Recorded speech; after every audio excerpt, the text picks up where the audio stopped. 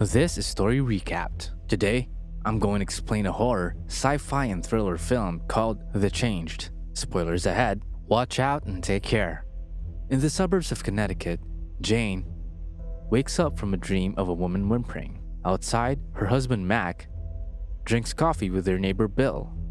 Mac expresses concern over people's recent uncaring attitude. Bill shoots down his worries and tells him they're not uninterested, just finally waking up. Mac refuses to talk politics, but Bill says it's more important than politics. Mac points out that Bill used to be Mr. Political Correctness, but now he doesn't care. Mac insists people are acting differently and he feels that something is not right. Suddenly, Bill leans in close as if to kiss him.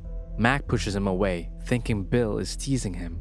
Bill only smiles and tells Mac there's nothing to be afraid of. He tries to convince Mac that he's just paranoid and needs to be more open to change. He thanks Mac for the coffee and promises to return the power saw he borrowed later. He leaves for work but stops and talks to a beautiful neighbor out on a jog. The woman keeps looking at Mac and waves a small goodbye before jogging away. Before heading to work, Jane expresses the same worry as Max that something doesn't feel right. Mac assures her they're just imagining it and that everything will be fine.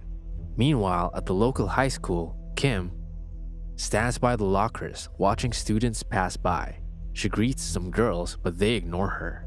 Sky walks over and tells her she doesn't have to feel defensive and insecure anymore. Sky steps closer, making Kim feel uncomfortable, so she steps back and leaves. At work, Mac's boss, Marlo, reprimands him for having anger issues. Mac agrees that he can be a little intense, but he doesn't feel like he needs to agree with everyone every time. Marlo offers him help and begins touching him, leaning in close, making Mac feel uncomfortable. Marlo gives him the day off to think about what she said. At the hospital, people hysterically scream that their loved ones are not the same people anymore. Jane asks to leave early and hides in the employee section when her supervisor, Ethan, comes to convince her to stay. Ethan tells her the governor will declare a state of emergency and they need help in the ER. But Jane is worried and questions how he knew about that since their phones don't work. Just then, Ethan steps closer and tries to force himself on Jane, so she desperately tries to fight back. While heading home, Mac checks their letters when a man comes running, yelling at him to get inside. The man's wife runs after him in her apron at full speed. The beautiful neighbor from earlier then greets Mac and introduces herself as Sarah. Mac asks her what she and Bill were talking about that morning when Sarah suddenly unzips her vest and comes onto him. Just then, Sarah greets Kim as she rounds the corner. She zips her vest back up and jogs away. Kim knows Sarah and agrees with Mac that she's acting strange, as do her friends at school. They conclude that something is going on. A siren blares in the distance and the two share a look. Kim stays with Mac while she waits for her uncle since her mom works the night shift. She tries to call her mom to ask where her uncle hid his keys but gets no reception. They discover that the phones, television, and Wi-Fi all have no signal. Feeling like she's being watched, Kim looks out the window and catches a glimpse of someone behind a tree. Mac fetches an old radio where an emergency notification for evacuation plays on loop, announcing that the governor has declared a state of emergency. The broadcast says to ignore the previous warnings to stay indoors. Mac and Kim look at each other confused, not having heard of these previous instructions. The broadcast continues to say that everyone is now required to head to the nearest public school or emergency shelter where police and military personnel will give further instructions. Failure to comply will subject them to criminal procedures. The gravity of the situation dawns on Mac and Kim. Mac refuses to leave without Jane, worried since she isn't home yet. Kim timidly asks him if this might be the end of the world, but Mac says prophecy doomsdays happen all the time. He assures Kim that tomorrow, people will forget all about it. Still, Kim looks unconvinced and says she feels nothing will ever be the same again. Just then, the radio picks up a new signal from a distressed US naval captain who confirms their fears that people have changed and are now organizing to infiltrate the government and the military. He urges everyone to be vigilant and trust no one. His broadcast cuts off with distant yelling in the background. Mac worries that Jane hasn't arrived yet, so Kim tries to comfort him, but Mac snaps at her instead. Kim goes to sit alone but spots people running across the backyard. She checks outside but finds the backyard empty. She hurries back and tells Mac what she saw, just as Jane finally arrives. Jane storms in and shakily tells them that Ethan tried to kiss her while telling her there's nothing to be afraid of. Mac is livid and threatens to kill Ethan. Jane already reported Ethan to security and HR, but no one seemed to care, so she left. Mac and Kim tell her what the US naval captain said about people changing. Jane exclaims that's what the patient at the hospital had been saying too. She believes it's something contagious but not airborne. Mac tries to calm her down and promises he'll protect them, while Kim worries that she doesn't know where her uncle is and she can't reach her mom. They see Bill approaching the house, but Jane doesn't trust him. Mac opens the door for a fraction and greets Bill. Bill tries to return Mac's power saw, then asks them what's wrong. Mac explains the situation, but Bill doesn't seem to care. Jane and Kim sense something is wrong with Bill and urge Mac to close the door. Suddenly, Bill forcefully enters the house and gets a hold of Mac's head, trying to pull him in. Jane runs and gets one of their shotguns. She loads and points it at Bill, who finally steps away from Mac. After some time, Mac and Jane have Bill tied to a chair in their basement while Kim watches from behind. They interrogate Bill, but he just says he's a changed, perfected version of himself. He answers their questions about past events and remembers everything about them. Bill reveals he was kissed by a woman the day before, and he has become a changed man since then. Mac remembers Bill also tried to kiss him that morning, and Jane realized that was why Ethan tried to kiss her as well. They conclude that whatever is happening spreads through saliva during a kiss. Just then, they hear loud knocking upstairs, so Kim and Mac checks to see if it's her uncle. Unsure if he's been changed, they wait until Kurt starts talking, confirming he's still him because of his callous attitude. Mac opens the door to ask him questions, but Kurt has no time for his nonsense and wants to get Kim so he can go home and rest. Tired from his work as a cargo truck driver, he says he doesn't care if other people are infected with whatever. He just wants to go home. He goes to leave until Kim tells him they have Bill in the basement and drags him down to see for himself. When Kurt gets to the basement, he is confused and accuses them of pranking him. He tries to untie Bill, but Mac pushes him away. They tell him what's happening, but Kurt doesn't listen and insists that they're committing a felony. Kim asks Bill what he'd do if they let him go, and Bill easily answers that he'd change all of them. Kurt argues that Bill must have gone insane, and tying him to a chair won't help. Bill and Kim lock eyes as the adults fight until Jane takes her shotgun and points it at Kurt, shutting him up. With Kurt quiet, they turn on Bill again and ask him what changing them means. Bill explains that changing them will perfect them, ushering in a higher order of existence. The change will allow for peaceful coexistence and unlock humanity's full potential. Jane is fed up with Bill's words and points the shotgun at him again. This doesn't faze Bill, who only leans against the shotgun muzzle. Mac lowers the gun and tries to calm Jane down. Bill asks for a glass of water, so Mac goes upstairs to fetch him one. When Mac goes upstairs, he finds Sarah peeking through the window, offering herself to him again. Mac tells her to leave him alone, so Sarah walks to the sidewalk. She gives a signal and men run from their hiding place at her command.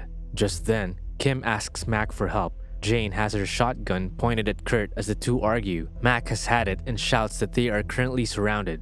He grabs the shotgun and asks Bill what's really going on. Bill repeats that he only wants to change them because a species as selfish and aggressive as humans will never find peace on their own. Mac aims the shotgun at Bill, ready to shoot him for taking away his best friend, the original Bill. Kurt tries to reason with Mac that he can't just murder others based on a belief. Mac eventually lowers the gun, unable to do it. Mac leaves, saying he needs time to himself while Jane sits down to guard Bill. Kurt tries to take charge, but Kim ignores him and goes upstairs. Bill asks Kurt to untie him, but Kurt just snaps at him to shut up. Upstairs, Kim peeks out the window and sees a shadow move across the lawn. Meanwhile, Mac is in the garage, trying to get his bearings as he lets out his frustrations. Kim leans against the door, deep in thought. When she makes up her mind, she steps outside and calls out. Sarah emerges and asks Kim if she's here to join them. In the basement, Bill tries to turn Jane and Kurt against each other, but Jane sees right through his attempt. Kurt approaches Bill and tells him he takes no responsibility for what's happening. Bill cites that it's just like him, always refusing to take accountability, which results in him being alone. Kurt looks visibly hurt by Bill's words and asks if one kiss will change all that. He concludes that Bill has indeed gone crazy. Outside, Kim asks Sarah what it's like to be changed. Sarah replies that change will bring her clarity and free her from her insecurities and self-doubt. But when Kim asks if she'll still be herself after it, Sarah questions why she still wants that when she can become so much more. Mac finally leaves the garage only to hear Jane screaming for him to get back downstairs. He runs and grabs their other shotgun and heads downstairs. Outside, Kim and Sarah step close to each other, but just as Sarah leans to kiss her, Kim steps back and heads inside as more changed people surround the house. Kim is perplexed by her choice and heads down to yell at the adults to stop fighting, asking them if they even noticed she was gone. Kurt has had enough and decides to leave. Kim tells him it's not safe outside, but he says he's going with or without her. Kim reveals that she went out and met with Sarah and really thought about changing. When asked why, she points out that the alternative is that they're always fighting and shouting.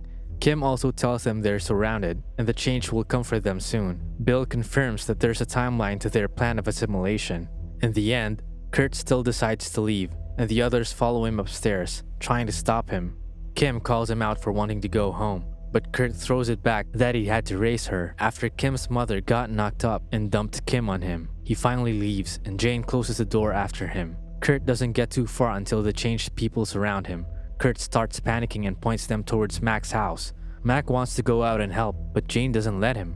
Kim agrees, saying Kurt deserves it. A man holds Kurt down as Sarah advances. Sarah kisses him, and after a moment, Kurt looks around with new eyes. He turns around and raises a thumb to the others in the house. Mac, Jane, and Kim sit by the door as the changed gather outside the house. Mac feels guilty that he didn't help Kurt, but Jane tells him there's nothing they could have done. Kim wonders if maybe she should have gone through with being changed. Mac assures her she doesn't have to change herself because they think she's already awesome the way she is. Mac adds that the changed seem to have it better than them, but are soulless and empty. He reassures them that life may be hard, but at least they're living it. The three head down to tell Bill they're releasing him outside, and they'll shoot if his clone friends try to get in the house. Kim and Mac untie his ropes while Jane points her shotgun at him. Bill stands up, finally free, but he leans in and kisses Jane square in the mouth. Gunshot echoes inside as Bill and Jane fall to the floor after being shot. Jane tells them to stay back, and Mac asks her if she's changed, and she says yes. Enraged, Mac turns his gun to Bill and shoots him dead. Mac crouches by Jane, tears in his eyes as he asks her if she's in pain, but Jane only tells him to kiss her, enticing him to join them. Mac looks considerate, pained that Jane has been changed. She explains a kiss passes cellular organisms through saliva, allowing them to inhabit their host and become one. He asks her where they are from, and Jane looks up. Jane grows weaker and tells Mac she's losing a lot of blood, hoping to gain sympathy. She says she wants to live, but loses consciousness afterward. Mac decides he wants to save Jane, even if she's already changed, so he teaches a reluctant Kim how to load and shoot the shotgun. He carries Jane outside with Kim, aiming her shotgun at the changed people. Mac asks for help, and a changed man steps up and takes Jane, saying they will get her medical attention. Kurt, now changed, steps up too. He apologizes to Kim for always treating her poorly, and Kim shoots back that he should have realized that sooner. Kurt asks them to join, but gets told off, and Kim runs inside. Later, Mac cries at losing Jane, punching the sink. After strengthening his resolve, he fetches bullets for their gun and hands half to Kim. He says they will take turns shooting the changed while the other reloads. Kim expresses doubt that she can shoot, reluctant to kill anybody, but Mac tells her it's either they kill or lose who they are. He adds that nothing worth fighting for will be easy. It's the fight that makes them human. He reminds her that the changed want to exist through them, and they will disappear if they let it happen. After some thought, Kim decides she will fight alongside with Mac. Later, they both receive an alert on the phones for a special broadcast. Mac turns the television on and sees the announcer, Katie Walters, delivering a message to the minority of humanity resisting the change. She entices that changing gives humans purpose and moral certainty. She then urges everyone to cooperate and open their homes, as those resisting will be taken by force at sunrise. Kim and Mac look exhausted, but reassure each other everything will be okay. Mac is determined to kill all the changed outside their home. Later, as they watch the group of changed outside the house, Mac checks if Kim knows how to reload, asking her to do it over and over again. Kim gets better each time, satisfying Mac. The sun slowly rises over the horizon as Mac and Kim hold their guns close. Kim suddenly proposes they play a game and list the things that make life worth living. They take turns mentioning things: the smell of Jane's hair, sleeping in, getting drunk on a Sunday afternoon, junior prom, driving fast, summer vacations, and lastly, living life. Outside, the changed still surrounds the house. Mac and Kim look afraid, but determined. Finally, they both open the door, and the changed begin to approach until they see Mac and Kim holding guns. They run just as Mac and Kim pull their triggers. Subscribe to watch more videos like this. Turn on notifications. And leave a like, it really helps the channel out. Thank you for watching.